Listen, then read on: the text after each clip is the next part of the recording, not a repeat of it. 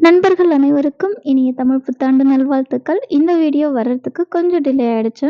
நம்ம வீட்ல சித்திரை கனி காணுதல் நான் ஆல்ரெடி ஷார்ட்ஸ் வீடியோல குடுத்துருந்தேன். வருஷம் நம்ம வீட்ல இது மாதிரி தான் சித்திரை கனி வந்து நம்ம பார்க்குறோம். சித்திரை கனி எதற்காக செய்றோம் அப்படின்னா, அந்த தமிழ் வருடப்பிறப்பு அன்னைக்கு நம்ம இந்த மாதிரி மங்கள பொருட்கள் எல்லாம் வச்சு, அன்னைக்கு காலையில எழுந்ததுமே நம்ம அத பார்க்கும்பொழுது, அந்த வருடம் முழுவதும் நம்முடைய வாழ்க்கையில ஆரோக்கியமும், அழகான வாழ்க்கையும், செல்வ செழிப்பும் ஏற்படும் அப்படிங்கிறது நம்பிக்கை. இத தமிழர்கள் ஒரு சம்பிரதாயமாகவே நம்ம வந்து கடைப்பிடிச்சுட்டு வரோம். காலையில எழுந்து அழகா அந்த அழகான காட்சிய பார்த்துட்டு, நம்ம தமிழ் வருடப்பிறப்பு அப்படிங்கிறதால இன்னைக்கு சிக்கு கோலம், அதாவது தமிழ் கோலம் போடணும் அப்படின்னு சொல்லியிருந்தாங்க சப்ஸ்கிரைபர்ஸ். ஓகே. எனக்கு வந்து அவ்வளவா சிக்கு கோலம் வந்து வராது. இருந்தாலும் நான் வந்து ட்ரை பண்ணி போட்டிருக்கேன். கோலம் நல்லா இருக்கா அப்படின்னு சொல்லிட்டு கமெண்ட் செக்ஷன்ல கமெண்ட் பண்ணுங்க. ரொம்ப குட்டி குட்டி கோலம் தெரியும். பெரிய கோலம்லாம் எனக்கு வந்து போட தெரியாது. இதுதான் ஃபர்ஸ்ட் டைம் கொஞ்சம் பெருசா நான் வந்து சிக்கு கோலம் போடுறது. அதுக்கப்புறம் நிலைவாசல்லையும் வந்து கம்பி கோலம் தான் போட்டிருக்கேன். போட்டுட்டு நம்ம வந்து வழக்கம் போல நிலைவாசல்ல மஞ்சள், குங்குமம் வச்சு உருளி வந்து ரெடி பண்ணி வச்சிருக்கேன். இன்னைக்கு தமிழ் வருடப்பிறப்பு அப்படிங்கிறதால, தமிழ் கடவுளான கந்த கடவுளுக்கு தான் இன்னைக்கு வந்து அபிஷேகம் செய்ய போறேன். எப்பவுமே தமிழ் வருடப்பிறப்பு அன்னைக்கு முருகனுக்கு கொஞ்சம் ஸ்பெஷலாவே இருக்கும். இன்னைக்கு அவருக்கு ரொம்ப ஸ்பெஷலான வெண்பொங்கலும், அதுக்கப்புறம் கொஞ்சம் அதாவது பால் பாயாசம் வந்து கொஞ்சம் ரிச் டேஸ்ட்ல பண்ணியிருக்கேன். பாதாம், பிஸ்தா, முந்திரி எல்லாம் கொஞ்சம் அதிகமா தூக்கலா போட்டு முருகப்பெருமானுக்கு பாயாசம் செஞ்சிருக்கேன். பொதுவா சித்திரை வருடப்பிறப்பு அன்னைக்கு கொஞ்சம் இந்த வேப்பம்பூ, அதுக்கப்புறம் வந்து மாங்காய், அதாவது பிஞ்சு மாங்காய் வரும். அதெல்லாம் வந்து வச்சு படையல் வைப்பாங்க. எனக்கு டைம் இல்ல. ஏன்னா, இப்போ வீட்ல பூஜை முடிச்சுட்டு கோவிலுக்கு போகணும். அதனால ரொம்ப சிம்பிளா பால் பாயாசமும், வெண்பொங்கலும் செஞ்சு படைச்சுட்டு, அபிஷேகம் முடிச்சுட்டு நான் வந்து கிளம்பணும். அதனால இதையோட முடிச்சுட்டேன். அதுக்கப்புறம் வந்து இன்னைக்கு முக்கணிகள் வந்து நான் நிவேதனமா வச்சிருக்கேன். மாம்பழம், வாழைப்பழம், பலாப்பழம் முக்கனிகளும் இருக்கு. அதுக்கப்புறம் அலங்காரத்துக்கு, அதுக்கப்புறம் அபிஷேகத்துக்கு, அர்ச்சனைக்கு எல்லாத்துக்கும் நான் பூக்கள் வந்து எடுத்து வச்சிருக்கேன். இன்னைக்கு வேலுக்கும், முருகப்பெருமானுக்கும் அபிஷேகம் செய்யணும். முருகப்பெருமான் சண்முகன் அப்படிங்கிறதால அவருக்கு இன்னைக்கு 6 அபிஷேகம் செய்யணும் அப்படின்னு சொல்லிட்டு ஆசைப்பட்டேன். அதனால 6 அபிஷேகத்துக்கு ரெடி பண்ணி வச்சிருக்கேன். அவருக்கு ரொம்ப விருப்பமான பால் அபிஷேகம், தயிர் அபிஷேகம், மஞ்சள், சந்தனம், பன்னீர் அபிஷேகம், கடைசியா விபூதி அபிஷேகமும் செஞ்சிருக்கேன். இதுல நம்ம அபிஷேகம் செய்யும் பொழுது ஒரு சில விஷயங்கள் நம்ம செஞ்சோம் அப்படின்னா, இன்னமும் வந்து கூடுதல் பலன் இருக்கும் அப்படின்னு சொல்லுவாங்க. நம்ம சாதாரணமா அபிஷேகத்துக்கு பயன்படுத்துற அந்த தண்ணியில கொஞ்சமா ஒரு சிட்டிகை வந்து பச்சை கற்பூரம் வந்து போட்டுக்கோங்க. பொதுவா பச்சை கற்பூரம் அப்படிங்கிறது தெய்வீக தன்மையுடையது. அந்த பச்சை கற்பூரம் வந்து நம்ம பூஜை அறையில எப்பவுமே வச்சிருக்கணும்னு நான் நிறைய வீடியோல சொல்லியிருக்கேன். பச்சை கற்பூரம் அதிக அதாவது அதிகமான ஒரு பாசிட்டிவிட்டி, ஒரு நேர்மறை ஆற்றலை தரக்கூடியது.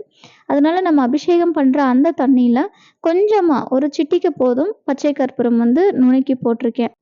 முதல்ல பச்சை கற்பூரம் கலந்த அந்த சுத்தமான தண்ணியால அபிஷேகம் செஞ்சுட்டு, மஞ்சள் அபிஷேகம் பண்ணிட்டு, அதுக்கப்புறம் பால், தயிர், அதுக்கப்புறம் வந்து நம்ம எடுத்து வச்சிருக்கிற பன்னீர், சந்தனம், கடைசியா வந்து விபூதி அபிஷேகம் செஞ்சிருக்கேன். பொதுவாகவே விபூதி அபிஷேகம் அப்படிங்கிறது முருகப்பெருமானுக்கும் சிவபெருமானுக்கும் ரொம்ப உகந்த ஒரு அபிஷேகம். நிறைய பேர் வந்து கேட்டுட்டு இருக்கிற கேள்வி, விபூதி அபிஷேகம் பெண் தெய்வங்களுக்கு செய்யலாமா அப்படின்னு சொல்லிட்டு. இதை நான் ஆல்ரெடி ஒரு வீடியோல சொல்லியிருக்கேன். பெண் தெய்வங்கள்ல அம்பாளுக்கு அதாவது சிவபெருமானோடு சேர்ந்து நம்ம வந்து செய்றோம் அப்படின்னா, அப்போ விபூதியால அபிஷேகம் செஞ்சு குங்கும திலகமிட்டு வழிபாடு செய்யலாம். ஆனா தனித்து செய்றோம் அப்படின்னா, நம்ம வந்து மஞ்சள், சந்தனம், குங்குமம் இது போன்ற அபிஷேகங்கள் உகந்தது. அதை வந்து செய்யலாம். கோவில்கள்ல ஆகம ரீதியா அபிஷேகம் செய்யப்படும் பொழுது அதற்கு நிபந்தனைகள் கிடையாது. ஆனா வீடுகள்ல நம்ம அபிஷேகம் செய்றோம் இல்லையா, இது வந்து ஒரு குறிப்பிட்ட அபிஷேகம் தான் வீடுகள்ல செய்யணும் அப்படிங்கிற வரைமுறை இருக்கு. அதனால நம்ம வந்து இந்த மாதிரி கடைபிடிக்கிறோம். முருகப்பெருமானுக்கும் சிவபெருமானுக்கும் தாராளமா நீங்க வந்து விபூதி அபிஷேகம் செய்யலாம். விபூதி அபிஷேகம் செய்யறதே, அதை பார்க்கறதே அப்படிங்கிறது கோடி புண்ணியம் அப்படின்னு சொல்லுவாங்க. நாம சிவாலயங்களுக்கு போறோம், அப்படி இல்லை முருகப்பெருமான் கோவில்களுக்கு போறோம் அப்படின்னா, விபூதி, பன்னீர் இது போன்ற சந்தனம் இது போன்ற பொருட்கள் வந்து அபிஷேகத்துக்கு வாங்கி கொடுங்க. ரொம்ப ரொம்ப நல்லதுங்க. அதாவது அபிஷேக பொருட்கள் நம்ம கையால நம்மளால எவ்வளவு முடியுதோ, ஒரு ஒரு ஒரு 50 ரூபாய்க்கு நம்ம வந்து ஒரு சந்தனம் வந்து வாங்கி கொடுக்குறோம் அப்படின்னா கூட போதுமானது. ரொம்ப விசேஷமும் கூட. நம்ம எப்பவுமே கோவில்களுக்கு போகும்பொழுது வெறும் கையோட போகக்கூடாது. சும்மா வந்து போயிட்டு வரக்கூடாது. ஏதாவது ஒரு பொருள் அங்க கோவிலுக்குன்னு நம்ம எடுத்துட்டு போய் கோவிலுக்கு வச்சுட்டு வரலாம். அது வந்து ரொம்ப ரொம்ப நல்ல விஷயம். இதுக்கப்புறம் நீங்க எங்கேயாவது கோவிலுக்கு போறீங்க, அதாவது பெரிய பெரிய கோவில்லாம் போறீங்க அப்படின்னா, அங்க தேவைப்படாது. ஏன்னா, அங்க செய்யறதுக்கு நெறைய இருக்கும். ஸோ செய்யறதுக்கும் நெறைய பேர் செய்வாங்க.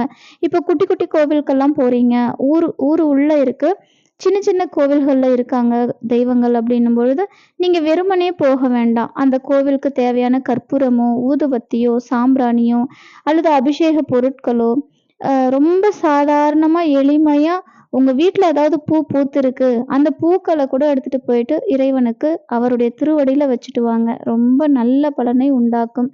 ஸோ இந்த மாரி விஷயங்கள நம்ம கடைப்பிடிக்கலாம். ஏன்னா, இந்த சின்ன சின்ன கோவில்கள்ல இருக்கிற தெய்வங்களுக்கு நம்ம வந்து செய்ற விஷயங்கள் ரொம்ப மன நிம்மதிய தரும். ஸோ அத வந்து ட்ரை பண்ணி பாருங்க.